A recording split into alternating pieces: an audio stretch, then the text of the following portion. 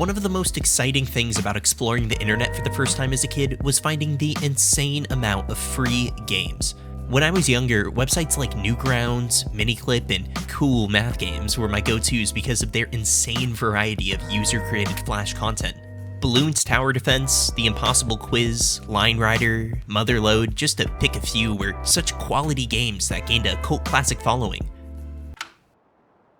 But on a mysterious, less popular other side of the internet, games in a separate engine called RPG Maker started gaining the same kind of cult classic followings, with the only hurdle being that you actually had to download the games, which was kind of nerve-wracking due to the absolute prevalence of malware and things like that.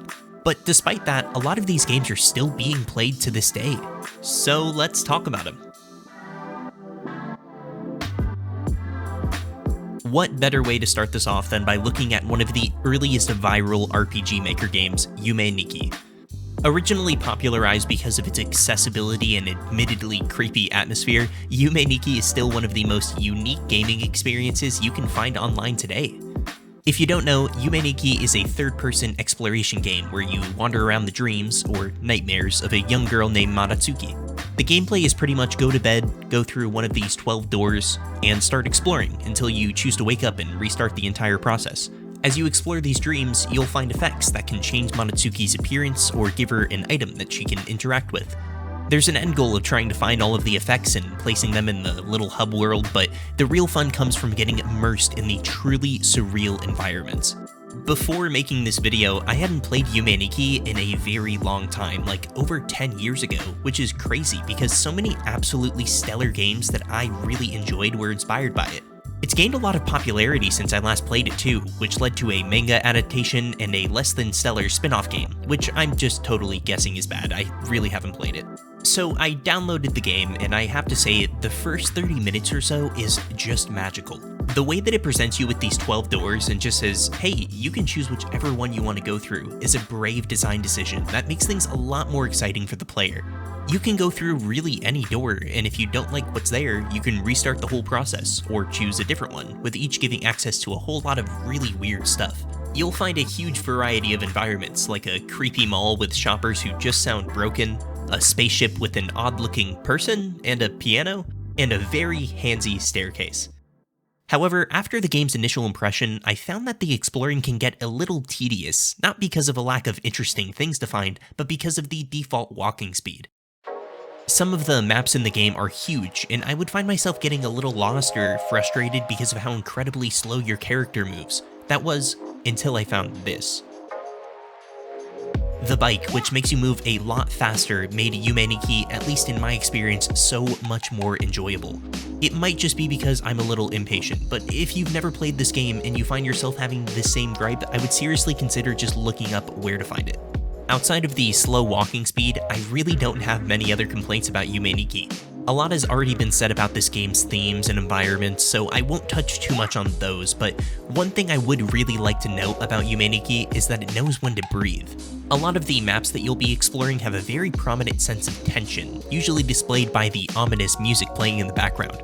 However, the game contrasts this tension really well with a few calm and wholesome areas, like the 8-bit area, this snowy area, or the roof of the mall where one of the best songs in the game is played.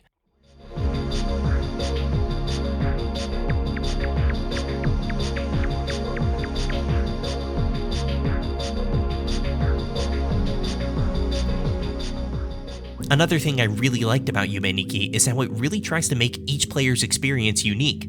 A good example of this is when I started a new game to get some footage of the opening screens. Upon going to sleep in Maratsuki's bed, which normally teleports you to her balcony in the dream world, actually teleported me to the handsy staircase instead. There's a lot of random things like this in the game, and finding them is half the fun, even if you do use a guide.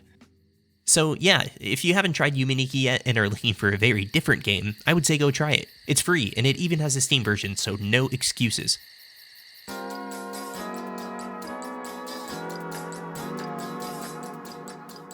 Aoni is a game that might not really look like something you would want to spend your time on when you first started. It might sound harsh, but the art really isn't anything you would write home about, and the story is really light. But once you start getting to the horror parts, it gets a lot more exciting. So So the game is a horror puzzler, where 2/3 of the game has you solving puzzles, and the last third has you running away from these Wallace and Gromit demon-looking things. The main draw of the game is actually these chase sequences where the Onis follow you for a set amount of time, and they've proven to make the game super popular, but not initially super popular. See, Aoni is a game that has slowly evolved through its development. The game has 6 different versions, with the first one being released in 2008, and the final version being released in 2011, and it didn't start gaining much traction until 2013, when a variety of content creators from Nico Nico and YouTube started making Let's Plays on the game. Talk about a weird timeline. In fact, I would guess that most people's first experiences with this game were through one of these sites. I mean, for a small while, it was the scary game that everybody was playing.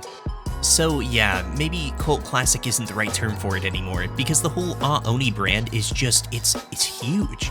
So Aoni was initially released in 2008 as a freeware game. Since then, there's been Aoni 2, Aoni 3, a spin-off called Aoni.io, a series of 5 light novels, a series of 5 junior novels, an entire anime adaptation, and 2 critically panned feature-length films. That's a lot of stuff to come out of a free game that you can just download online, especially one that looks like this. So I finally got around to playing it, and the beginning is pretty enticing. I mean, you go into a spooky house, your friends disappear, and you try to find them. Not even a few minutes in, you're already being chased by the Oni, which is really exciting and sometimes kind of tough because of how quick he can be. However, as you get farther into the game, the puzzles, or whatever you want to call them, start to get flat out bad. I mean, 50% of the puzzles in this game are just like push chair, remember combination, push bookshelf, remember another combination. I mean, it gets really repetitive. And I'm convinced that if you beat this game without a guide, you deserve a medal of some sorts. Like, how was I supposed to know that I had to interact with this bookshelf? How was I supposed to know that the stuff on the piano wasn't my character's shadow, and that I had to wipe it off with soap and a handkerchief, and that each number on the key corresponded to the note that showed up on the safe, and this puzzle should not have taken me 20 minutes? Maybe I'm just bad at these types of games. But anyways, with that being said, if you haven't tried it, I would still give Aoni a go, with a guide if you get stuck. The payoff to these puzzles is excellent, with some truly creepy scenes that still hold up, and the whole game really only takes about an hour or 2 to complete, so you really don't have too much to lose.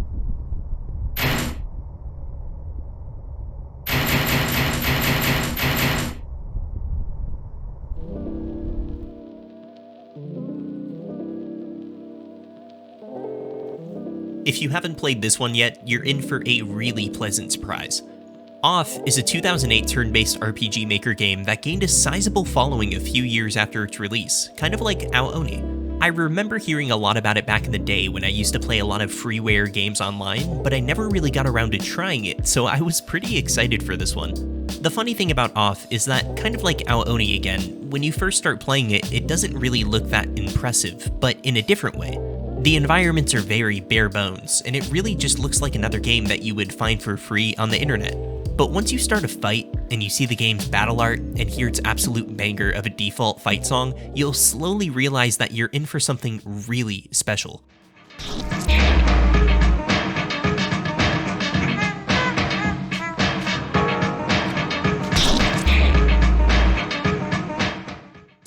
The enemies and members of your party are all drawn in black and white, which contrasts really well with the brighter backgrounds you'll find during some of the battles in this game.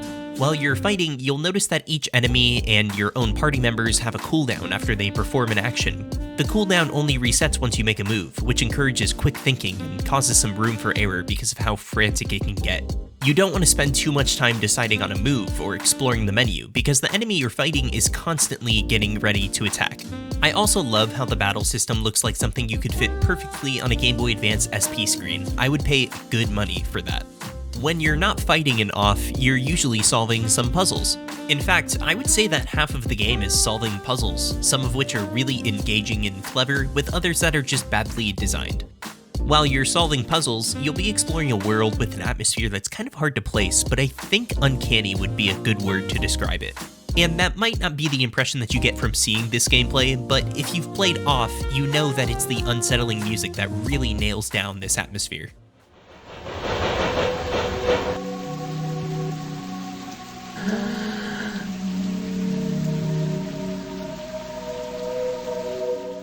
I I wouldn't really call it creepy though, because most of the time this unsettling music will be offset by some funny dialogue or a more upbeat battle song. I won't go too much into its story, but I will say that the game doesn't go too much into its story either, until about 2 hours in, giving you some time to really decide if you like how the game is going before actually presenting you with some plot.